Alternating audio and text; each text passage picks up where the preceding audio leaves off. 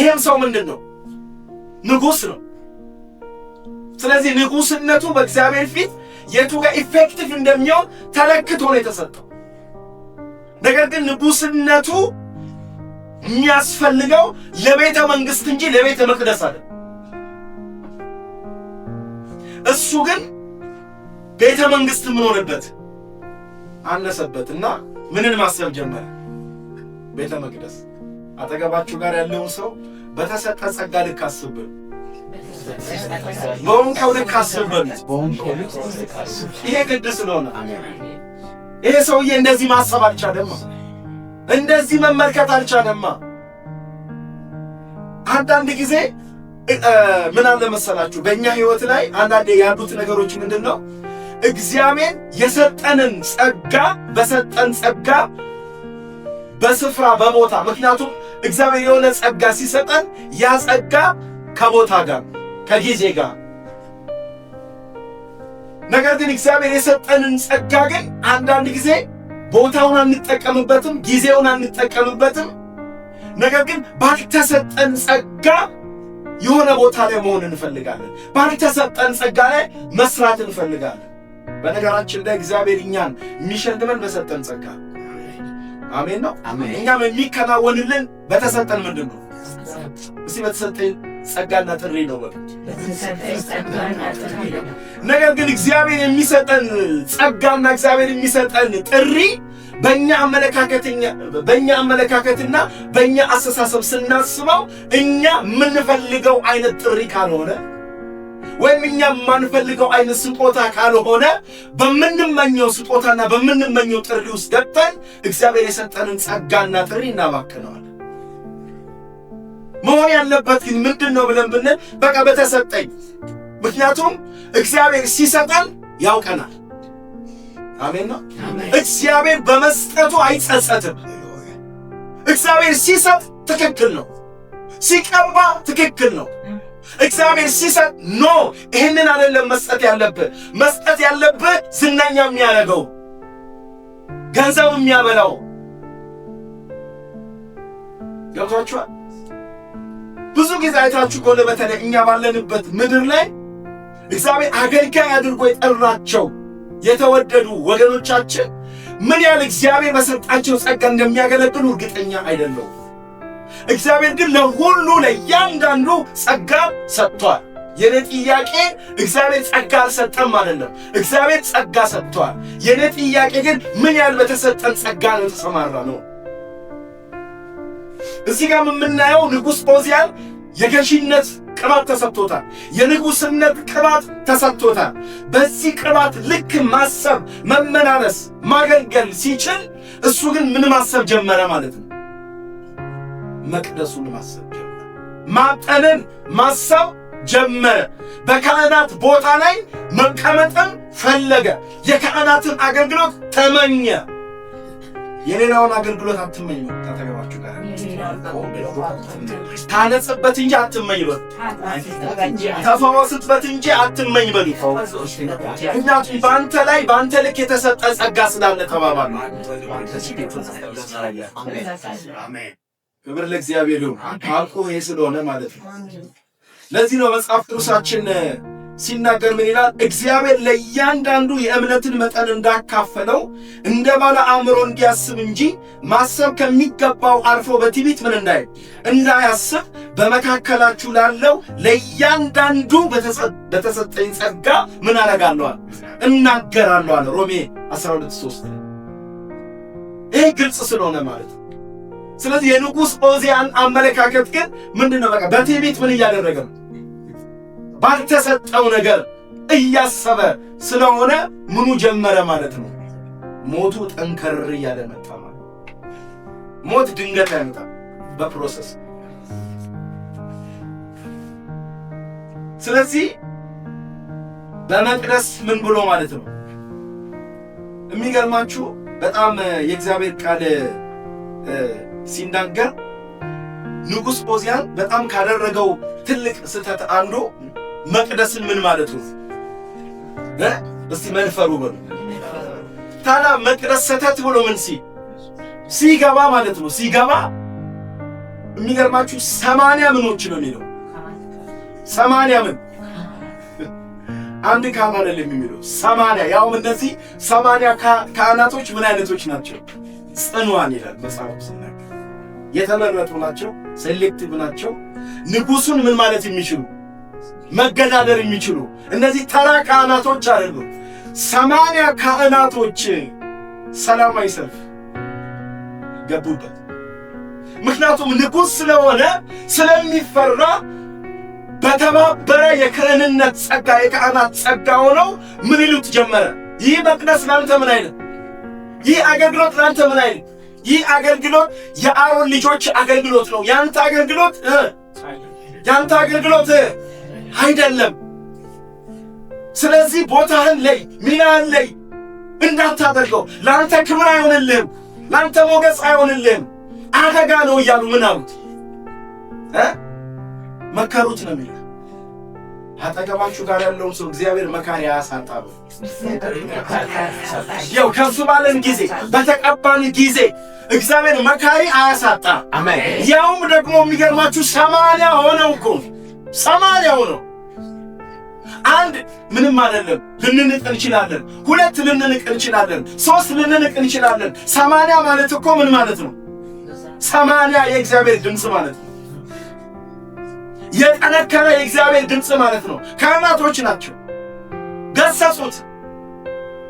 እርግጠኛ ነኝ ተራ ሰው ቢሆን ኖሮ አንድ ካህን በቂ ነው።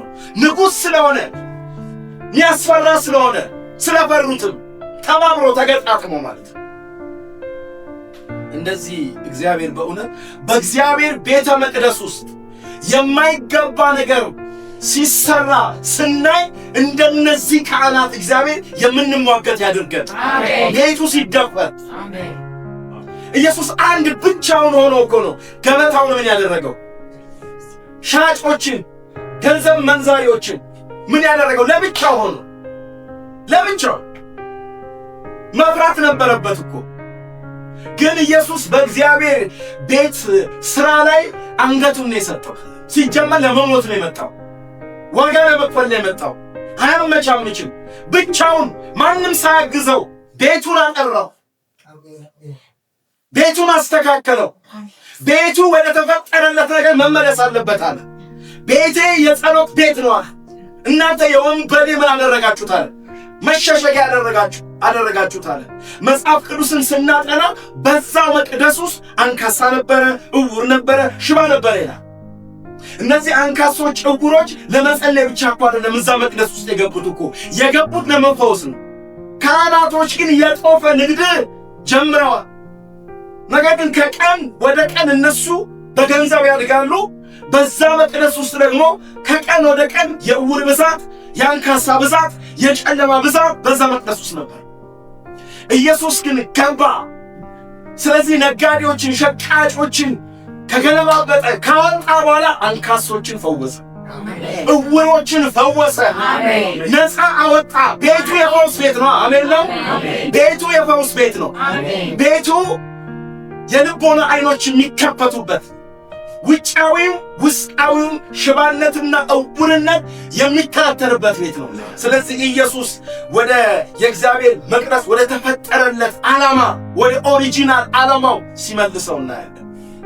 እነዚህም 80 ጽኑዓን ካህናቶች የእግዚአብሔር መቅደስ በንጉሥ ዖዝያን ሲደፈር አይተው ዝም አላሉም። አይ ንጉሥ ስለሆነ ምን እንበለው ዝም እንበለው በኋላ ምን እንዳይለን እንዳይገለን አላሉ። ሪሲስት ሲያደርጉት ነው የምናየው፣ ሲገዳደሩት ነው የምናየው። እግዚአብሔር በቤቱ ላይ ተገዳዳሪ አድርጎ ይቀባል። አሜን ነው። አሜን ነው ወይ? ልክ ያልሆነ ነገር ሲደረግ ስናይ የማናመቻመች የእግዚአብሔር ቤት እግዚአብሔር ባየው ልክ ትክክለኛ መልኩ እንዲመለስ፣ ቅርጹ እንዲመለስ፣ ውበቱ እንዲመለስ እግዚአብሔር ቤቱን የፈጠረበት መልክ አለ፣ የፈጠረበት ቅርጽ አለ።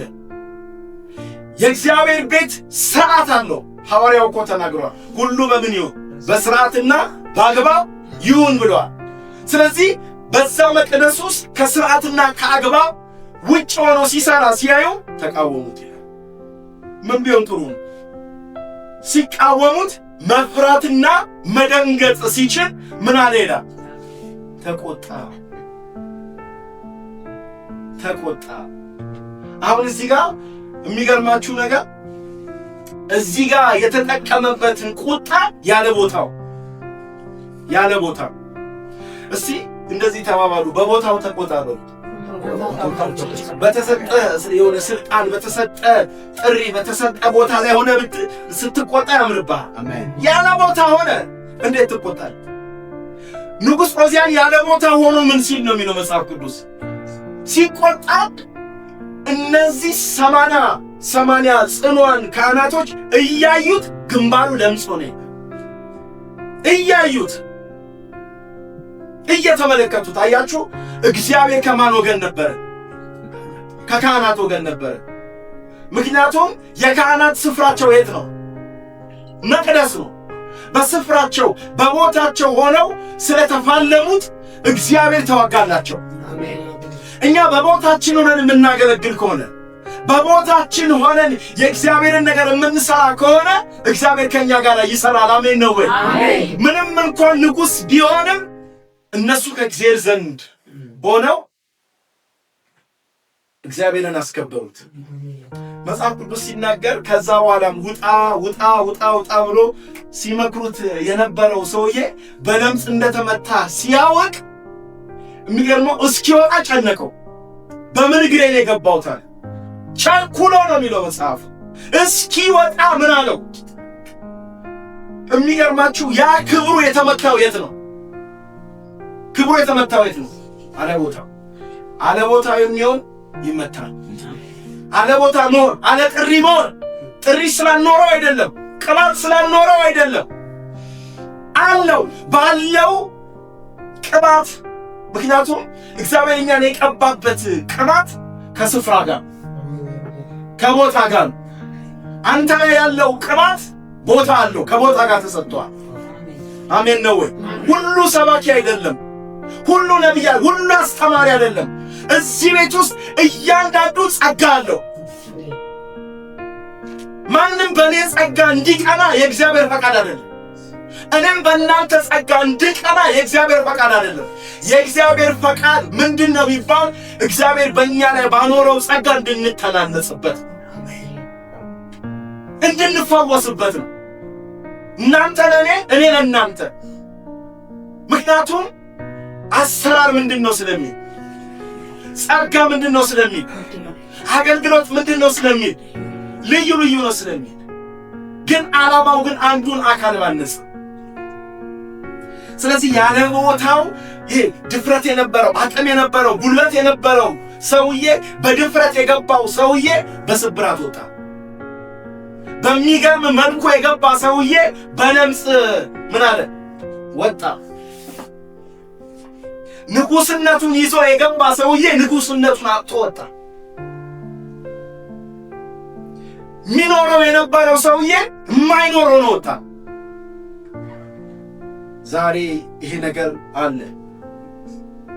መጠንቀቅ ይሁንልን። አሜን ነው። ስለዚህ ንጉሥ ዖዝያን በዚህ ልክ በሚኖርበት ወቅት ላይ ነው መጨረሻ ላይ የእውነት ወደ ምን የመጣው ማለት ነው? ወደ ሞት የመጣው። የሚገርማችሁ ነገር ሞት ዝም ብሎ ወደ ሰው አይመጣም። ሕይወትም ዝም ብሎ ወደ ሰው፣ ሁለቱም ከበስተጀርባቸው የሆነ ነገር አለባቸው፣ የሚካሄድባቸው ነገር አለ። ሞትም ዝም ብሎ አይመጣም፣ ሕይወትም ዝም ብሎ አይመጣም። ሞትም ሕይወትም ከበስተጀርባ በሚደረግ የምርጫ ውጤት ተከትሎ የሚመጣ ነገር።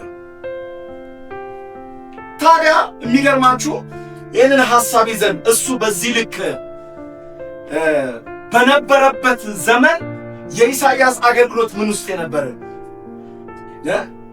ጥያቄ ውስጥ የነበረ። ኢሳይያስ ከንጉሥ ዖዝያን ጋር በጣም የተቆራኘ ነገር የነበረው ሰው